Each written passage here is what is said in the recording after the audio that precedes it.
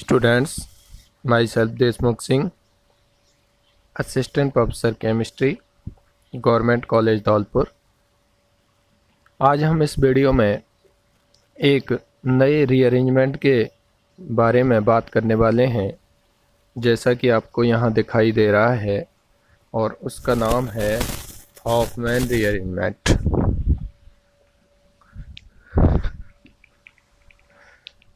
ये रीअरेंजमेंट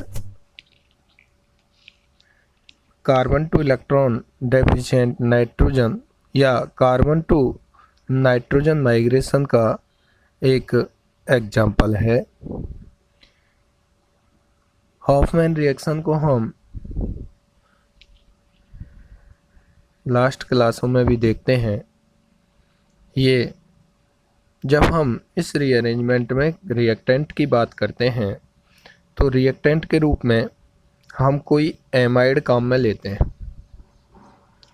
या तो सिंपल एमाइड हो सकता है या फिर जिस पर कोई सब्स्टिट्यूटेंट नहीं लगा हुआ हो, या रिएक्टेंट के रूप में mono substituted N alkyl amide हो सकता है।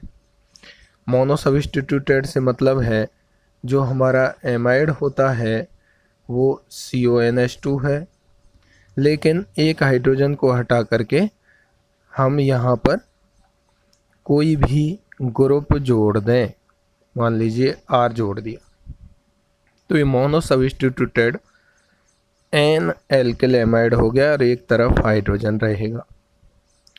ये भी रिएक्टेंट हो सकता है। दूसरा, यदि हम बात करें तो एन हेलो एमाइड भी यहाँ रिएक्टेंट के रूप में काम में लिया जा सकता है। एन हेलो एमाइड का मतलब ये है CON, एन पर एक हाइड्रोजन लगा हुआ या एक R लगा हुआ, सॉरी एक Cl लगा, X लगा दें हम यहाँ X, तो ये हो गया हमारा एन हेलो एमाइड। ये भी रिएक्टेंट हो सकता है, या हम यहाँ पर X की जगह R लगा दें तो ये एन एल्किल एमाइड हो सकता है, या हम नाइट्रोजन पर दोनों हाइड्रोजन्स लगा देते हैं तो ये सिंपल एमाइड हो सकता है। इस प्रकार इस रीअरेंजमेंट में रिएक्टेंट के रूप में 3 तरीके के कंपाउंड हम यूज में ले सकते हैं, या तो वो हो सकता है सिंपल एमाइड, या वो हो सकता है एन एल्किल एमाइड, या वो हो सकता है एन हेलो एमाइड। जब इन तीनों तरीके के रिएक्टेंट्स में से कोई भी रिएक्टेंट ब्रोमीन के साथ, किसके साथ, ब्रोमीन के साथ सोडियम हाइड्रोक्साइड की प्रेजेंस में, with solution of bromine presence of sodium hydroxide, that means strong base हो सकता है, कोई पोटेशियम हाइड्रोक्साइड हो, तो हमारा प्रोडक्ट के रूप में प्राइमरी एमीन ऑब्टेन होता है। तो जनरल सिंपल वर्ड्स में हम ये कह सकते हैं कि ये रीअरेंजमेंट में एमाइड को हम एमीन में कन्वर्ट करते हैं, लेकिन जो एमाइड हम यूज में ले रहे हैं उस एमाइड,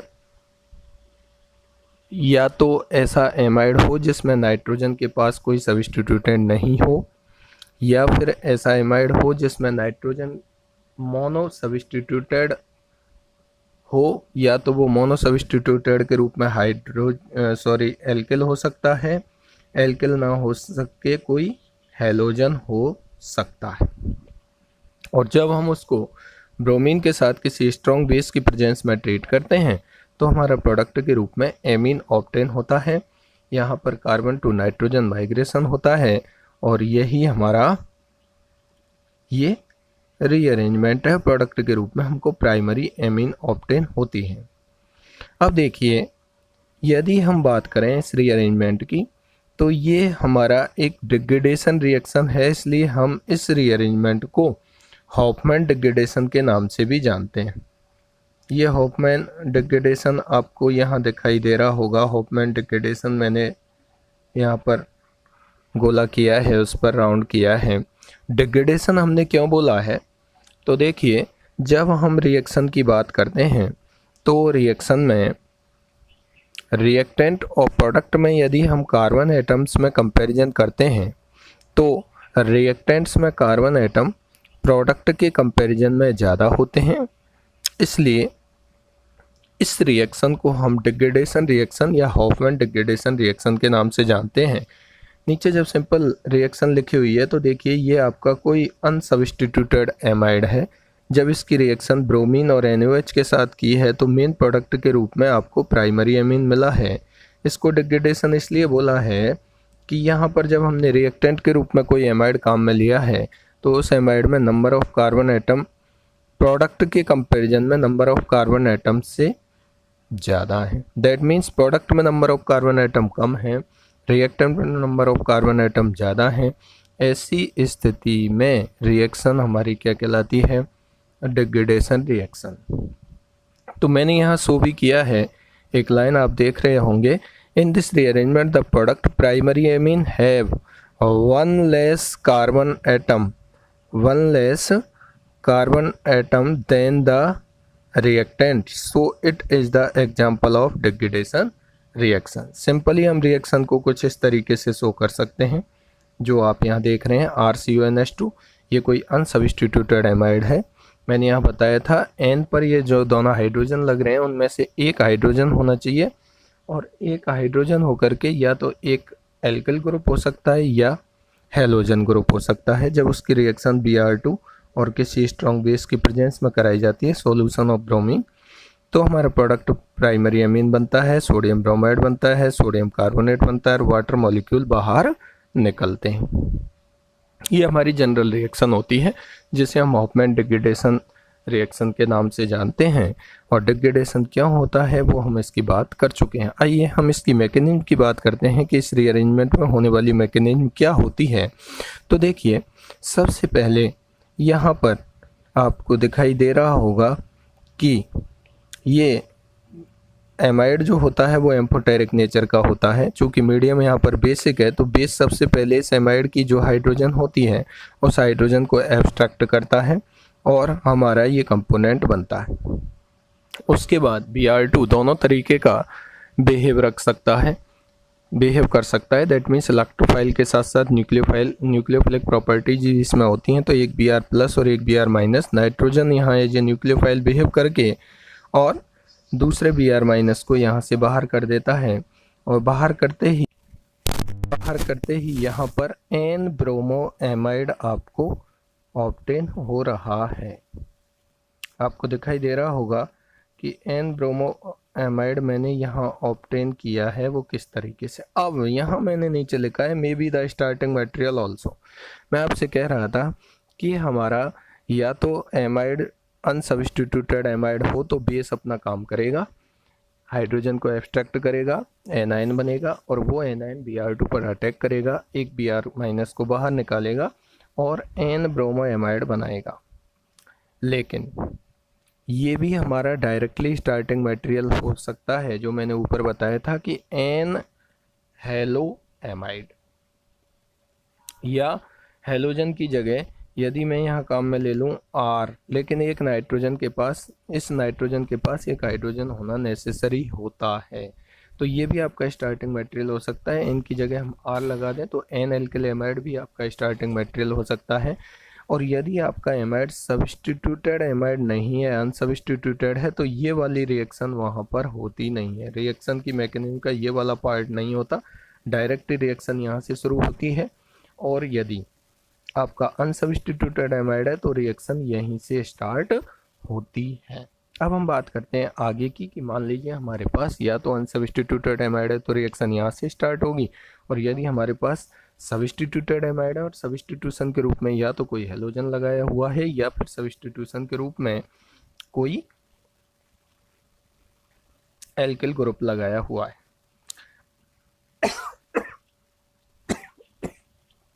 आगे जब हम बात करते हैं तो यहाँ पर आप देख रहे होंगे कि बेसिक मीडियम में ये हाइड्रोजन दोबारा से एब्स्ट्रैक्ट हो जाती है नाइट्रोजन की, और हाइड्रोजन एब्स्ट्रैक्ट होने के बाद आपको एनाइन ऑब्टेन होता है, A9 of N bromo amide. अब यहाँ से 1 2 शिफ्ट होती है और 1 to शिफ्ट होने में ये एल्किल ग्रुप यहाँ से इधर माइग्रेट करता है नाइट्रोजन के पास, और इस ब्रोमीन हमारा गुड लिविंग ग्रुप होता है, इसलिए ब्रोमीन का बाहर निकलना और कार्बन से नाइट्रोजन की ओर माइग्रेशन होना, दोनों स्टेप साथ साथ होते हैं। कंसर्टेड मैकेनिज्म में होता है। चूंकि ये एल्किल ग्रुप इस बॉन्ड के इलेक्ट्रॉनों को लेकर के आ रहा है, इसलिए हमने इसको बोला है एनाइनोट्रोपिक और न्यूक्लियोफिलिक रीअरेंजमेंट। और इस का बॉन्ड बन जाता है यहाँ पर। जब आप देखेंगे तो जैसे ही माइग्रेशन होगा ये आर यहाँ पर बॉन्ड बनाएगा, बी आर बाहर निकलेगा, तो इस आर का बॉन्ड बनने के बाद और एन के इलेक्ट्रॉन इधर कॉन्जुगेशन में आएंगे तो हमारा प्रोडक्ट बन जाता है आइसोसाइनेट। यहाँ पर नाइट्रीन हमारा इंटरमीडिएट बनता है, लेकिन उसको आइसोलेट नहीं किया जा सकता, इसलिए हम यहाँ नाइट्रीन इंटरमीडिएट नहीं बोलते हैं, क्योंकि नाइट्रोजन जैसे ही बी आर बाहर निकलेगा तो यहाँ पर बनेगा हमारा RCON, और RCON और इस N के पास जैसे ही होंगे लॉन पेयर तो इसे हम बोलते हैं नाइट्रीन। तो नाइट्रीन बनता तो है, चूँकि उसको आइसोलेट नहीं किया जा सकता, चूँकि यहाँ कंसर्टेड मैकेनिज्म हो रही है, इसलिए वो बनने वाला नाइट्रीन तुरंत ही किस में चेंज हो जाता है, आइसोसाइनेट में चेंज हो जाता है, RnCO।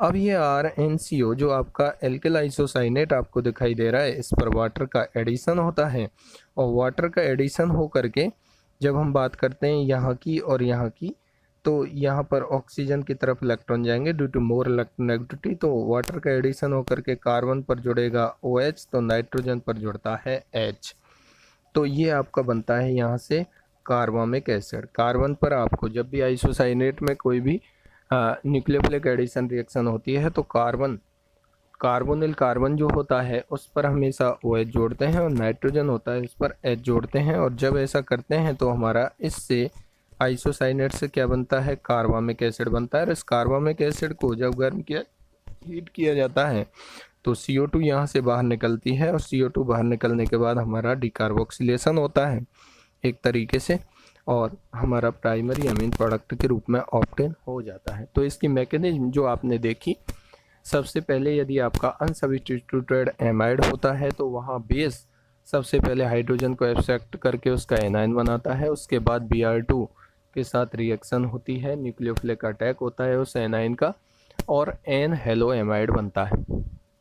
ये एन हेलो एमाइड हमारा स्टार्टिंग मटेरियल भी हो सकता है। उसके बाद इस नाइट्रोजन पर जो हाइड्रोजन होती है उस हाइड्रोजन को बेस के द्वारा दोबारा से एक्सट्रैक्ट किया जाता है, और एक्सट्रैक्ट करने के बाद एनाइन ऑफ NL ब्रोमोएमाइड या हेलोएमाइड बनता है। फिर वहाँ 1 to शिफ्ट होती है जहाँ पर नाइट्रीन इंटरमीडिएट बनता है, लेकिन उसको आइसोलेट नहीं किया जा सकता, चूँकि कंसर्टेड मैकेनिज्म होती है, वो तुरंत ही आइसोसाइनेट में कन्वर्ट हो जाता है। और आइसोसाइनेट पर जब वाटर का न्यूक्लियोफिलिक एडिशन होता है तो नाइट्रोजन पर हाइड्रोजन और कार्बोनिल कार्बन पर OH जुड़ जाता है, और फिर CO2 बाहर निकलने की वजह से प्राइमरी अमीन हमको प्रोडक्ट के रूप में ऑब्टेन हो जाती है। दैट मीन्स आप जब इसकी शॉर्ट ट्रिक हम आगे बात करेंगे इस रीअरेंजमेंट में। अब देखिए यहाँ पर आपको दिखाई दे रहा होगा इस रीअरेंजमेंट के फीचर्स क्या क्या हैं, तो आप देख सकते हैं। पहला फीचर जो यहाँ आपको दिखाया गया है वो है कार्बन टू नाइट्रोजन माइग्रेशन यहाँ होता है, तभी यहाँ आइसोसाइनेट बन रहा था। एनाइनोट्रोपिक और न्यूक्लियोफिलिक होता है, दैट मीन्स जो माइग्रेटिंग ग्रुप होता है वो अपने बॉन्ड के इलेक्ट्रॉनों को लेकर के जाता है, जो न्यूक्लियोफाइल जाता है। कंसर्टेड मैकेनिज्म हो रही है इंट्रामोलिकुलर प्रोसेस के, तो कंसर्टेड मैकेनिज्म हो रही है, इस वजह से ही वहाँ नाइट्रीन जो इंटरमीडिएट है उसको आइसोलेट नहीं किया जा सकता। चूँकि कंसर्टेड मैकेनिज्म है तो कोई भी क्रॉस ओवर प्रोडक्ट बनेगा नहीं। If migrating group is chiral, मतलब जो माइग्रेट करने वाला ग्रुप कायरल है, कायरल का मतलब उसका यदि कोई कॉन्फ़िगरेशन है तो वो कॉन्फ़िगरेशन उसका माइग्रेशन होने के बाद भी मेंटेन रहता है। मेंटेन रहने से मतलब मान लीजिए उसका कोई कॉन्फ़िगरेशन R है तो R ही रहेगा, माइग्रेट होने के बाद S है तो वो S ही रहेगा, उसके कॉन्फ़िगरेशन में कोई चेंज नहीं आएगा, चूँकि रिएक्शन कंसर्टेड मैकेनिज्म से हो रही है। यहाँ पर नेक्स्ट जो फीचर आप छठवां देख रहे हैं, नाइट्रीन intermediate will be formed which can not be separated easily and converted into isocyanate. ये इस रीअरेंजमेंट का एक कैरेक्टरिस्टिक प्रॉपर्टी है, चूँकि कंसर्टेड मैकेनिज्म में हो रहा है तो जैसे ही नाइट्रीन बनती है वो नाइट्रीन आइसोलेट नहीं होती, तुरंत ही आइसोसाइनेट में कन्वर्ट हो जाती है। आगे देखिए अगला जो इसका है, the isocyanate produced in this reaction can not be isolated because in presence of base isocyanate cannot be survive and immediately convert into product। ऐसा नहीं है, नाइट्रीन तो बनी नहीं, इसमें नाइट्रीन बनी लेकिन उसको आइसोलेट नहीं किया जा सका, लेकिन आइसोसाइनेट जो बन रहा है उसको भी यहाँ पर आइसोलेट नहीं कर सकते हैं, क्योंकि वो तुरंत ही बेसिक मीडियम यहाँ पर है, इसलिए उस बेसिक मीडियम की प्रेजेंस में तुरंत ही वो रिएक्ट कर लेता है और कार्बोनिक एसिड का फॉर्मेशन कर लेता है। नेक्स्ट जो हम देखेंगे एमाइड है। अब देखिए जो मैं आपको बता रहा था कि कौन कौन से रिएक्टेंट इसको देंगे, इस रीअरेंजमेंट को शो करेंगे, और कौन से रिएक्टेंट इस रीअरेंजमेंट को शो नहीं करेंगे। मैंने यहाँ पर कुछ एग्जाम्पल आपको शो किए हैं। लेफ्ट हैंड में जो आप देख रहे हो वो एग्जाम्पल हैं जो इस रीअरेंजमेंट को शो करते हैं, जहाँ पर सही का टिक लगा हुआ है, और ये एक ऐसे एग्जाम्पल्स हैं जो इस रीअरेंजमेंट को शो नहीं करते हैं। ये करते हैं और ये नहीं करते हैं। इसका रीज़न क्या है? देखिए मैंने कहा था पहला जो केस है वो अनसब्स्टिट्यूटेड एमाइड का है, दूसरा है नाइट्रोजन के पास एक हाइड्रोजन होना चाहिए, that means N halo amide भी आप काम में ले सकते हो। मान लीजिए ब्रोमीन लगा हुआ है, ब्रोमीन की जगह Cl लगा हुआ है तो ये भी देगा, एक हाइड्रोजन होना चाहिए, एल्किल लगा हुआ है तो ये भी देगा। अब मान लीजिए नाइट्रोजन के पास या तो दोनों ही हाइड्रोजन्स नहीं हो, दोनों एल्किल लग जाएं जैसे ये, तो ये नहीं देगा। जैसे ये तो दोनों एल्किल लगा दिए, दोनों हेलोजन लगा दिए, दोनों हेलोजन लगा दिए, तो इस स्थिति में कभी भी ये रीअरेंजमेंट शो नहीं होगा, क्योंकि बेसिक मीडियम में बेस उस हाइड्रोजन को एब्स्ट्रैक्ट करके मैकेनिज्म के अकॉर्डिंग एनाइन बनाता है, और वही एनाइन में ही नाइट्रीन बनती है, वो आइसोलेट नहीं होती, और वहीं माइग्रेशन होता है कार्बन टू नाइट्रोजन, और वहीं से आइसोसाइनेट का फॉर्मेशन होता है। इसलिए जब नाइट्रोजन के पास ऐसा एमाइड जिसमें नाइट्रोजन के पास कोई भी हाइड्रोजन नहीं हो, दोनों ही हाइड्रोजन मतलब डाई सब्स्टिट्यूटेड कोई एमाइड हो, मोनो सब्स्टिट्यूटेड ना हो करके, तो वो इस रीअरेंजमेंट में पार्टिसिपेट नहीं करेगा।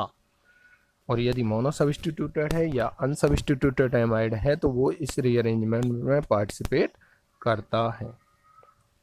अब हम आगे बात करते हैं इसके कुछ एग्जाम्पल्स की। तो देखिए सीधा सा मैं आपको एक तरीका बता देता हूँ कि डायरेक्ट आंसर के लिए जब भी आप इस एग्जाम्पल्स के इस रीअरेंजमेंट के एग्जाम्पल सॉल्व करें तो डायरेक्ट आंसर का एक तरीका है कि for direct answer of product this rearrangement carbonyl group will be removed from the reactant only. That means आप समझ पा रहे होंगे कि आपको जब डायरेक्ट आंसर निकालना है और आपको पता है कि रिएक्शन Br2NaOH या Br2KOH के साथ हो रही है, दैट मीन्स हॉफमैन रीअरेंजमेंट का केस है। कोई भी एमाइड आपको दिया हुआ है, वो एमाइड होना चाहिए मोनो सब्स्टिट्यूटेड या अनसब्स्टिट्यूटेड, और उसकी reaction bromine solution of bromine के साथ साथ किसी स्ट्रॉन्ग बेस की प्रेजेंस में होती है। तो डायरेक्ट प्रोडक्ट निकालने के लिए आपको कार्बोनिल ग्रुप को रिमूव कर देना है और प्राइमरी अमीन को प्रोडक्ट के रूप में बना देना है। देखिए इसका मीन क्या है, तो मैं वहाँ ऊपर के एग्जाम्पल से आपको इसको समझाने का ट्राई करता हूँ कि ये हमारी कोई जनरल रिएक्शन थी। शॉर्ट ट्रिक को जब हम देखते हैं तो देखिए यहाँ कोई एमाइड था और इससे हमारा प्रोडक्ट ये बना है। तो अंतर क्या है, इस कार्बोनिल को आपको यहाँ से रिमूव कर देना है, एक कम कार्बन की एमीन आपको यहाँ बन जाएगी। इसलिए हमने इस रीअरेंजमेंट को हॉफमैन डिग्रेडेशन या इस रिएक्शन को डिग्रेडेशन रिएक्शन के नाम से जाना जाता है। एक होमोलोगेशन होती है, यदि रिएक्शन होती है जिसमें number of carbon atom product में ज़्यादा होते हैं रिएक्टेंट से, उसे हम बोलते हैं होमोलोगेशन रिएक्शन। और जिसमें number of carbon atom product में रिएक्टेंट के कंपैरिजन में कम होते हैं तो उसे हम बोलते हैं डिग्रेडेशन रिएक्शन। यहाँ पर कम है तो ऑब्वियसली इसे हम बोलेंगे डिग्रेडेशन रिएक्शन। डायरेक्ट आंसर इस तरीके से आप निकाल सकते हैं, कार्बोनिल को हटा दें और प्राइमरी एमीन बना दें। लेकिन कार्बोनिल को हटा करके प्राइमरी एमीन केवल तब बनाना है जब आपका दिया गया एमाइड ऐसा हो जो या तो अनसब्स्टिट्यूटेड हो या मोनो सब्स्टिट्यूटेड हो। आइए इस शॉर्ट ट्रिक को कुछ एग्जांपल्स इस रीअरेंजमेंट के सॉल्व करने का ट्राई करते हैं। तो देखिए ये आपके यहाँ कोई ऐसा एग्जाम्पल लिखा हुआ है जिसमें माइग्रेटिंग जो ग्रुप, देखिए ये CONH2 है एमाइड, ये देगा NaOH OH माइनस H2 और Br2 यहाँ लिखा हुआ है। दैट मीन्स यहाँ हॉफमैन रीअरेंजमेंट की कंडीशन लिखी हुई है। ये आपका माइग्रेटिंग ग्रुप है जिसे मैं दिखा रहा हूँ, वो कायरल है। कैसा है? कायरल है, कायरल कार्बन आपको यहाँ दिखाई दे रहा होगा। आपको प्रोडक्ट में कुछ नहीं करना है, ये CONH2 था, उस CO को गायब करना है, डायरेक्ट किस में कन्वर्ट करना है, NH2 में। जैसा यहाँ इस माइग्रेटिंग ग्रुप का कॉन्फ़िगरेशन था वैसा ही आपको यहाँ रखना है, आपका प्रोडक्ट सीधा सीधा आ जाएगा। ठीक है, क्लियर। पहला एग्जाम्पल। अब हम बात करते हैं दूसरे एग्जाम्पल की। तो देखिए दूसरे एग्जाम्पल को जब हम देखते हैं तो इस एग्जाम्पल में आपको यहाँ पर ये रहा, ये कोई ग्रुप है जो एमाइड से जुड़ा हुआ है, ये R है, लेकिन ये यहाँ इस कायरल नहीं है क्योंकि दो फेनाइल रिंग जुड़ी हुई हैं। तो ये यहाँ CONH2 है, प्रोडक्ट में आपको इसे किस में कन्वर्ट करना है, NH2 में आपका प्रोडक्ट मिल जाएगा। CO को रिमूव करना है और CO को रिमूव करेंगे तो आपका प्रोडक्ट आपको मिल जाएगा। ठीक है, ये कंडीशन किसकी है, NaOH Br2 HOH किसकी है, हॉफमैन रीअरेंजमेंट होने की। फॉर एग्जांपल नीचे वाला एग्जांपल इंपॉर्टेंट है, नेट वगैरह के एग्जाम के हिसाब से, वो आप देख सकते हैं। देखिए यहाँ पर साइक्लिक CONH यहाँ पर प्रेजेंट है तो हम उसे बोलते हैं लैक्टोन। यदि एस्टर लिंकेज हो तो लैक्टोन बोलते हैं, और यदि एमाइड लिंकेज हो साइक्लिक रिंग में तो हम उसे बोलते हैं लैक्टम। अब देखिए यहाँ पर आपको ये एमाइड दिखाई दे रहा है। अगर आप देखेंगे कोई साइक्लिक ये रिंग है जिसमें 5 कार्बन एटम है और यहाँ पर हॉफमैन रीअरेंजमेंट हो रहा है, प्रोडक्ट सीधा सीधा बनाएंगे, इसको NH2 में कन्वर्ट कर देंगे, प्रोडक्ट बन गया। अब उसके बाद यहाँ पर देखेंगे तो इंट्रामोलिकुलर रिएक्शन होने की पॉसिबिलिटी है। इस NH2 और COOH में ऑक्सीजन यहाँ अटैक करेगा नाइट्रोजन पर, और नाइट्रोजन पर अटैक करेगा, ऑक्सीजन से पॉजिटिव आ जाएगा, हाइड्रोजन बाहर निकलेगा, इस तरीके से रिएक्शन होगी और आपका साइक्लिक प्रोडक्ट बनेगा ये। और यहाँ आप देख पा रहे हैं कि इस प्रोडक्ट में क्या बन रहा है, CONH लिंकेज आ रही है, इंट्रामोलिकुलर साइक्लाइजेशन हो रहा है। वाटर मॉलिक्यूल आप बाहर निकाल देंगे यहाँ से, और जैसे ही आप वाटर मॉलिक्यूल बाहर निकालेंगे, कैसे निकला है वो आप देख सकते हैं। यहाँ से मैंने आपको दिखाया है वाटर मॉलिक्यूल का बाहर निकलना, कि यहाँ H और यहाँ से OH जब आपने बाहर निकाला है, इसका H और इसका OH, ये वाटर बाहर निकला है, तो ये CO और ये NH यहाँ रह गया है, तो ये आपकी हो गई लैक्टम। ठीक है, साइक्लिक एमाइड ये आपका बन चुका है। प्रोडक्ट यहाँ से यहाँ तक का केस आपका किसका था, हॉफमैन रीअरेंजमेंट का केस था। आगे इंट्रामोलिकुलर रिएक्शन होकर के साइक्लिक प्रोडक्ट बना है। नीचे ये तो इसका सिस आइसोमर है। सिस आइसोमर हमने इसलिए बोला है कि CONH2 और COOH दोनों ही ग्रुप यहाँ पर हम देखें तो वन साइडेड हैं। यहाँ पर COOH और CONH2 डिफरेंट साइड हैं, तो हमने इसको बोला है ट्रांस आइसोमर। जैसे ही आगे यहाँ पर रिएक्शन होती है हॉफमैन रीअरेंजमेंट, तो प्रोडक्ट तो ये बन जाएगा, CONH2 किस में चेंज हो जाएगा, CO को बाहर कर देंगे, NH2 में चेंज हो जाएगा। किस में चेंज हो जाएगा, NH2 में। ठीक है, लेकिन यहाँ पर NH2 और जो COOH हैं वो एक दूसरे के कैसे हैं, ट्रांस स्थिति में हैं, एक दूसरे से 180 डिग्री पर हैं, इसलिए यहाँ पर साइक्लाइजेशन नहीं होगा, इंट्रामोलिकुलर रिएक्शन नहीं होगी। इसलिए आगे मैंने दिखाया कि यहाँ लैक्टम का फॉर्मेशन नहीं होगा। कभी भी रिंग का फॉर्मेशन या इंट्रामोलिकुलर रिएक्शन तभी होती है जब वो एनर्जेटिकली फेवरेबल हो। ट्रांस कंडीशन में चूंकि वो एनर्जेटिकली फेवरेबल नहीं है, इसलिए वहाँ पर रिएक्शन ऑपरेट नहीं होती है। ठीक है, सिस में हो रही है। अब देखिए नीचे वाला एग्जाम्पल जब आप देख रहे हैं तो नीचे वाले एग्जाम्पल में आप देखेंगे यहाँ पर आपको CONH2 दिया हुआ है, डायरेक्ट आपको इसको किस में चेंज कर देना है, NH2 में, CO को बाहर निकाल देना है। देखिए यहाँ पर KOH Br2 और HOH हॉफमैन रीअरेंजमेंट है, अनसब्स्टिट्यूटेड एमाइड दिया हुआ है और बेस दिया हुआ है, ब्रोमीन सॉल्यूशन, वाटर दिया हुआ है, तो आपको सीधा सीधा आंसर निकालना है। CONH2 को किस में चेंज करना है, NH2 में। ठीक है, नेक्स्ट एग्जाम्पल देखेंगे आप।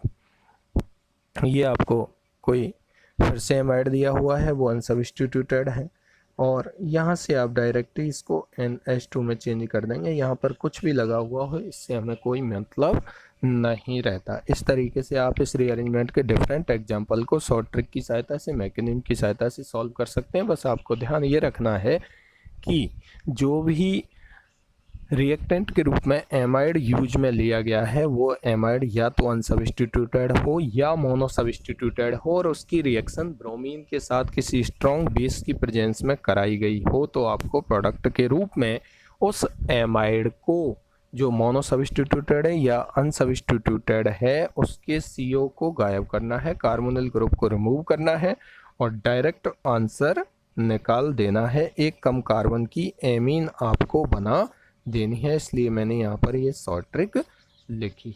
Okay, thank you.